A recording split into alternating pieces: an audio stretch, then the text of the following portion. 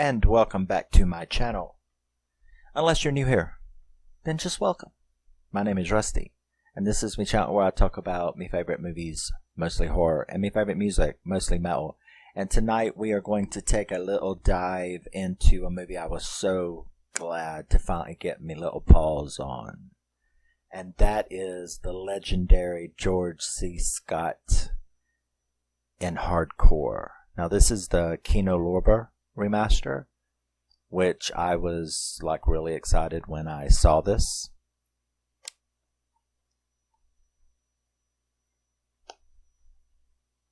And we are also going to discuss next its spiritual successor, which is 8mm by, or starring, not by, but starring Nicholas Cage and Joaquin Phoenix. But Hardcore. Now, Hardcore was released in 1979, and it was directed and written by Paul Schrader. It stars George C. Scott, Peter Boyle, Susan Hubley, and Dick Sargent from Bewitched, who plays his brother-in-law. Yes. So, Hardcore is about a man named Jack Van Dorn and his daughter Kristen. Okay. Dick Sargent, who plays his brother-in-law Wes. You have Susan Hubley, who plays Nikki, and Peter Boyle, who plays Andy Mast. Very good. The movie all starts in Grand Rapids, Michigan, where Jack, who is a Calvinist, which is a very, very religious sect, but not the scary kind. And we'll talk some about that because I think his performance as this kind of person is very, very rare. When you think of, you usually don't think of super extremely religious and not extremely conservative as going together. But it does, and his portrayal of this particular type of person is very unique. So you're having a Christmas gathering of his family, his extended family and friends, and we are introduced at that time to Jack and his daughter Kristen and her cousin. Her name is somewhere here, and all the little family members. And, you really get the feeling that this is a very, very nice man. A very, very nice, reserved man. Dick Sargent is great as his cousin. As his brother-in-law. So they are preparing that afternoon after this gathering. Kristen and her cousin are being allowed to go on a Calvinist Bible camp adventure to California, to Disneyland. So we get to see them take off, and he says his goodbyes. You can tell he really loves his daughter. And they all take off, and they go to this church camp trip. We then get to see a little bit more of Jake's life while he's gone, what kind of person he is. He is a very, very successful, he owns a very successful furniture factory, handmade furniture and woodworking. So he's decently wealthy. And yeah, so we get to see a little bit of that. And he then goes for like a dinner with his sister and brother-in-law, and while he's at this dinner, he receives a phone call, and it's from one of the counselors at this camp. Turns out that while they're in Disneyland, as reported by her cousin, she is seen talking to a guy and has now vanished. She's gone. Now, Jack is extremely upset in his quiet, calm, reserved manner. He's extremely like, what do I do? And you can like really see the confusion on his face about what is he going to do? Where is she? What are you talking about? So him and Wes, you know, he immediately is like, I'm going. So he goes out there, and Wes agrees to accompany him. So they go out there, they talk to the cops, where the cops, of course, placate them, you know. Look at that wall of runaways. Look at that wall of missing juveniles, teenagers, and young adults, and other people as well. So they placate him a little bit. The detective even suggests, you know, I've assigned 2 people to it, but they have many cases. If you're capable of it, where's the shadow of this mic coming from my? Must be that red light over there. But so he hires this detective who is like Andy Mast. He's like really funny, Peter Boyle, because he is every stereotype of the grungy private detective that you can imagine, you know. And this is L.A. This isn't little Grand Rapids, Michigan, in the rural farmland, you know. So he agrees to take on the case. Meanwhile, Jack goes back to Grand Rapids. He's sad and worried, and several months go by. Then the detective shows up and tells him that he needs to meet with him. And he's like, well, I'm busy right now, but, you know, it's in a couple hours. No. You need to come and talk to me right now.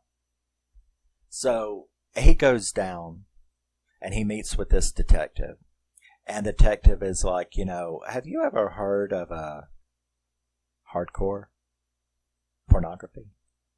You know, and the guy's like, well, you mean like a stag film? Yeah, I've heard of that. Have you ever seen one? No, I've never seen one. Well, it's everywhere. It's legal now. It's, you know. So I know someone here with an adult theater, and they've, you know, it's closed right now, but they gave me permission to use it. Now, of course, you're going, oh my God, what's up, right? So he sits him down in the theater, and then he turns on the projector, and he's standing there at the door. And this is, to me, in my cinematic world, you have these scenes, you know, that everybody knows, that are just so intense. You have Al Pacino and his little friend in Scarface, and you have, you know, the mothership coming down and Close Encounters of the Third Kind, and you have these pivotal scenes. You know, I'm mad as hell and I'm not going to take it anymore. You know, the death scene in Faye Dunaway's Bonnie and Clyde. You know, there's just these scenes that cinephiles and movie collectors and all, we all know these scenes. This is one of them. And it always has always been in my list. It's probably, I should do a list on that. You know, the like top 10 most pivotal scenes to me in cinema ever, you know. So, and it's because you've gotten to know Jack a little bit. So, when the film comes on, they show you a little bit of it, and you can instantly tell that that's Kristen. And it is a hardcore 8mm film loop of his daughter engaging in a threesome with 2 men. And they show some of it. And it flashes from that screen to his face. And then you watch his face. For most of this scene, you're watching his face. And then they flash back to the scene. They show you a little more. Yes, there's TNA. There's nudity. Stuff like that. and then flashes back to his face. But the majority, like 70% of it, is on his face, but you definitely see a lot of the film. This man, George C. Scott, man, you literally watch the damaging destruction of an entire man's inner being in those, I think that scene's probably like 6 or 7 minutes long. Within that time, you see the initial shock, you see the initial disbelief, you see as things get harder and harder in the film, clothes coming off, frontal and rear nudity. You see it's hard to explain. You see, as every 10-second period goes by, this man just completely being destroyed inside, to the point where he finally starts, as things get heavier in the film, you're seeing your daughter do this, and he's a Calvinist. He's like this really ultra-religious person whose daughter has been raised the same. And there's nothing violent in the film. This looks very consensual, if you know what I'm saying. And he finally just starts screaming, "Turn it off. Turn it off. Oh God, turn it off. Oh God, that's my daughter. Turn it off." And you're also seeing, during that scene, you're seeing the detective stand there. And he's not enjoying it or anything, but you can tell that he is seeing what you are seeing. He, of course, has, has knowledge of the world, so it's not like any of that shocking to him. But he's very neutral while he watches this man completely destroyed by this. He even, and of course afterwards, once he regains his composure, he's asking the detective, who made this, where it is, and the detective tries to explain to him that, dude, you don't know the world out there. This is just a peep show loop. There is nobody made it. Nobody sells it.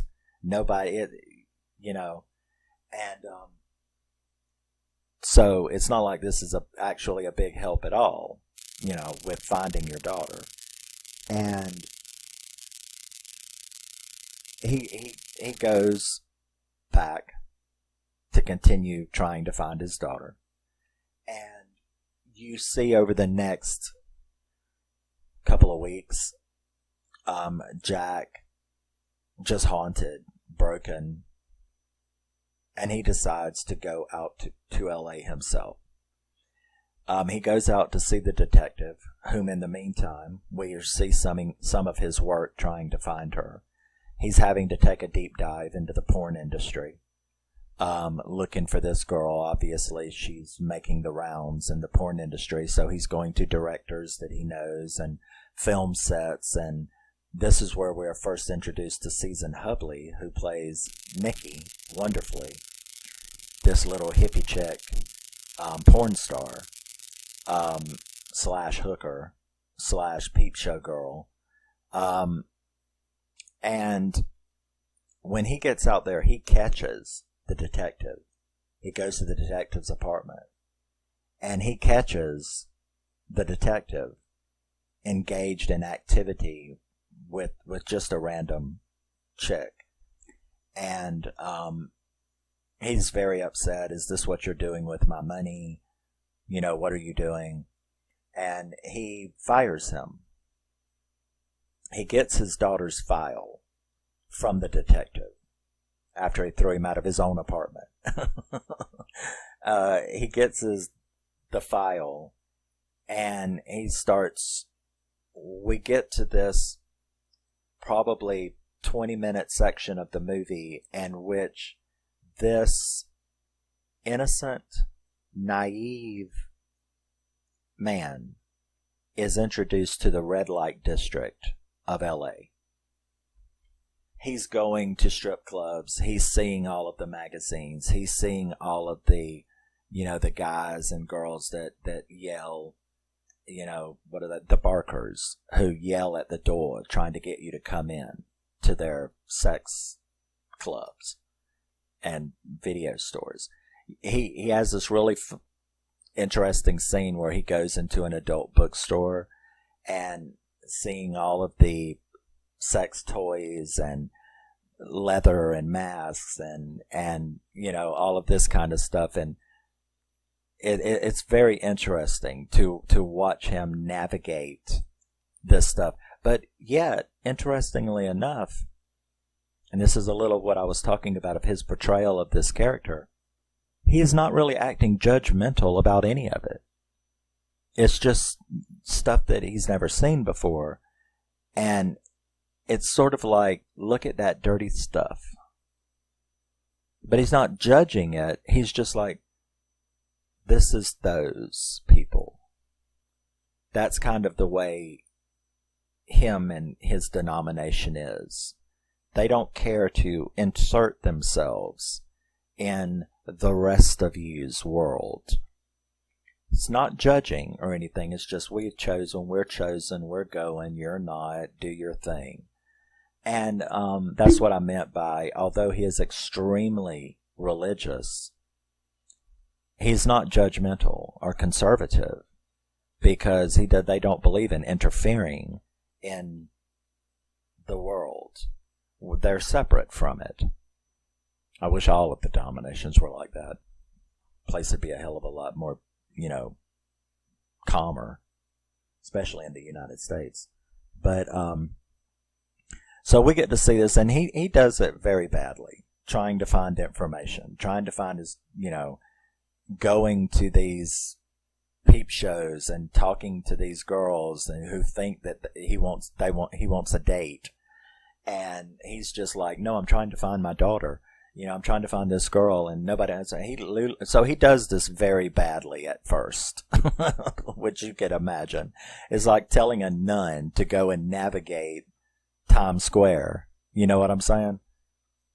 Because he just has no fucking idea what he's doing. He gets more and more frustrated. It's very interesting. Now, after his failure, he gets the shit beat out of him several times. Thrown out of places for losing his cool. So he fails hard. Then his intelligence comes through, and he transforms himself into that kind. To navigate this world, I need to be like them. So you see this reserved Calvinist from Grand Rapids dress up and become and make himself look like a typical 1979 pimp stash porn star, or not porn star, but porn director. And he even puts an ad, because he comes up with this idea: if I can't find her, what about these two guys in this film? So he puts out an ad, like, I'm making looking for a dude, looking for a porn actor, hardcore, past film experience required. He sets himself up in a motel like a little porn director. And that's really, it's very funny, because he's got all of these guys coming in, and it's like, hi, yes, sir, this is my resume. Here's my dick.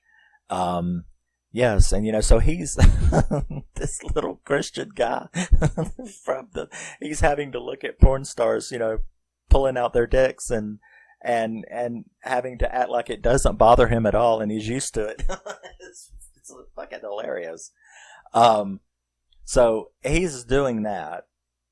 He even goes and finds the biggest porn directing studio, and goes and acts all, goes to see the CEO, and it's like, I got some money to invest in a porn and that's how he runs across Nikki, because the guy, of course, don't want his 50 grand, because he makes a hell of a lot more than that on his movies. But he's like, you can come to a set or something and, start small. So that's actually where George C. Scott meets Nikki. So he meets that porn star Nikki sees in Hubley. Now, back to the auditions, there's some funny stuff there. And interestingly enough, it works because the blonde guy, there was a brunette and a blonde guy in the Stag film. That blonde guy actually shows up and he recognizes him. You know, he's like, yeah, I'm looking for a job. You said you're making a movie. And he's like, yeah, I heard you haven't been hiring anybody. But the second that he lays his eyes on him, he's like, actually, you're exactly what I'm looking for, right? And so he starts, saying, yeah, I'd really like you in my film. And I saw you in that movie. I'm also interested in that girl, that girl who was in there. You wouldn't happen to know how to get her. Well, dude fucks up royally because put yourself in this man's place, right? Because this dude is like, oh man, oh hell no. Look, I'll do your movie, but I will never be in a movie with that bitch again. Look, I couldn't. It chewed up. It was. Oh my. All right. Well, that. Can you imagine what he's saying about his daughter? How she chewed him up and he was raw for a week and stuff. Needless to say, George C. Scott KOs his ass with a fucking lamp, saying that about his daughter. And then drags him into the shower, beats the shit out of him, and then, gets a lead. Oh, I think it's so-and-so. She hangs around with this guy, and you can find him here. And I don't know where he's at, but you can talk to this girl, Nikki. She knows him, and so he gets a lead from him after superbly beating his ass. He then goes to look for Nikki, where he finds her at a peep show, talks to her. She recognizes him from that porn set where he had visited. And they actually become like a team, He admits the truth to her. She recognizes the picture. And she's like, yeah, I know her. Her name is so-and-so. I can't remember what she called herself. But Annie, I think is what she called herself. But he's like, yeah, that's Annie. I know her. And she's hanging around with Rattan, and stuff like that. And he's like, where? What? I think he's in San Francisco. They end up going to San Diego because that's where this guy's at. Now, once they've done that, with his big lead,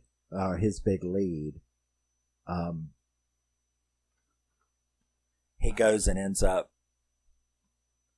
getting kind of more deep into who these directors are.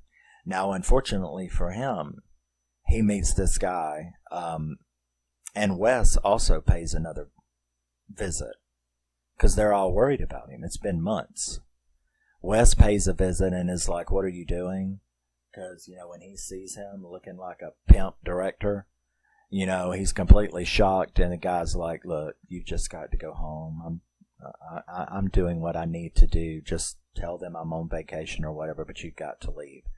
So Wes himself goes and hires that damn detective himself to watch him. He's like, I don't know what he's doing. That's my brother-in-law, and I love him. And he's in some deep shit. And so he hires the detective that Jake had fired to now follow him, watch him, and protect him. So Jake hires Andy to watch him. And, Wes hires Andy to watch him and protect Jake. Now, Jake and Nikki go to San Diego and to look for Kristen, and finds out that the contact is Jake. Jake is this guy that she supposedly hangs around. So Jake ends up giving him some more info and tells him that Rattan is who she is hanging with. Now, he doesn't know what that means, but when Jack comes back around, when Andy, the detective, comes back around and talks to Jake, Jake mentions that, and Andy knows exactly who that is. He's like, you have no idea who that is. It is a very, very bad person. We're talking snuff kind of bad. Jake still doesn't know what any of that means. He gets in touch with that dude who invites him to a screening. Because, see, Jake wants to get to Rattan. So he has to pretend like he's interested in whatever this Rattan guy is up to. So he meets a go-between who invites him to a screening of hardcore snuff type, extreme, violent stuff. Now, Jake is really afraid because not only is his daughter mixed up in all of this, but his daughter is now messing around with some extreme S&M guy who is known for S&M and supposed snuff and stuff like that. So he gets very upset, goes after that guy, finds that guy again after seeing that film, the snuffy film, goes after that guy again, finds him in a sex house, beats the hell out of him again to get further information about this Rattan. And the dude finally tells him where this Rattan is. So he goes, manages to find him at a restaurant, sort of like a sex restaurant. In other words, there's an actual sex show going on stage. And he recognizes that Rattan guy from the description he had been given, and he walks up to him and he says, you know, Rattan. And Rattan stands up and turns around. But not only does he stand up and turn around, but his daughter Kristen stands up and looks at him too. Rattan pulls a gun, comes at him. They all start fighting. Big showdown. Rattan ends up like running out of the building, and after trying to stab Jake, unfortunately for him, that Andy detective has been following the whole time. He manages to shoot and kill Rattan. Cops come, and here you have this reunification scene, right, where Jake runs downstairs to the basement where he had seen Kristen run, finds her in a closet, and is like, this is another really, really intense scene, because he's like, it's okay, honey, I found you, daddy found you, you're all right, and all of that, only to have his world crushed again when Kristen informs him that none of this was what he thought. She had not been kidnapped. She had not run away. This was all consensual. She intentionally left with that guy from Disney World. She intentionally has been doing these sex films. And he is just like, well, that's not possible. They made you do this stuff, you know? And she's like, no, nobody make me do anything. And then he's like, well, you can come home with me. And she's like, she starts cussing him out, telling him he doesn't really love her. She was never good enough for him. She just like rips him to shreds. So we've seen this poor guy like really destroyed several times in this movie. And then he finally sees the light. And he realizes that his behavior since his wife left a long time ago, leaving him and his daughter, that he has been emotionally deficit, that he hasn't shown, he has these feelings, but because of his religious beliefs and because of his probably disdain for the world, especially after, you find out that his wife abandoned him and his daughter, that he probably did cause this, not meaningly, but that he probably wasn't as open, wasn't as he didn't show what he felt to his daughter. She finally breaks down and understands, and he understands, and we have a decently happy ending because she agrees to leave and come home with him because he agrees that he will change and that all this stuff that she thought was not true. You know, that she can be allowed to have friends and she can be allowed to be a normal person and not suffocated by his emotionless control over her in this religious community. And, yeah, so we get this little happy-ish ending. At first she refuses to go home. Bunch of drama, which I just explained. But then agrees, and we have the happiest ending, and we have a 10 out of 10. I absolutely have loved this movie. I think I probably saw this movie for the first time when I was maybe 18 or something like that. It was a long time ago. And I've always remembered this movie. So when I saw this, and I adore George C. Scott. I think he is an absolutely fantastic person. His portrayal of this particular type of religious individual, which we don't really see a lot of, where we're used to like right-wingers, extremists, and loonies that want to pass laws and abuse and bigots and betray, but his denomination really isn't like that. Yes, they are extremely religious, but they are also extremely not conservative. They don't mess with politics. They don't mess with pushing their religion on people. They are the chosen, and they don't care what we out here do. And I actually prefer it that way.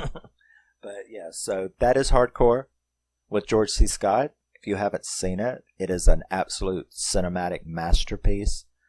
And his portrayal in this movie, this character study of this man, is absolutely phenomenal. And that's it. Hardcore, a Paul Schaefer film. This, like I said, is the Kino Lorber remaster of it. Very, very cool. And I will see you in the next. Love you, miss you. Bye-bye. Always remember, never forget, you're a very, very special person. Like I said, I will be doing the spiritual successor to this movie next. See you in the next one.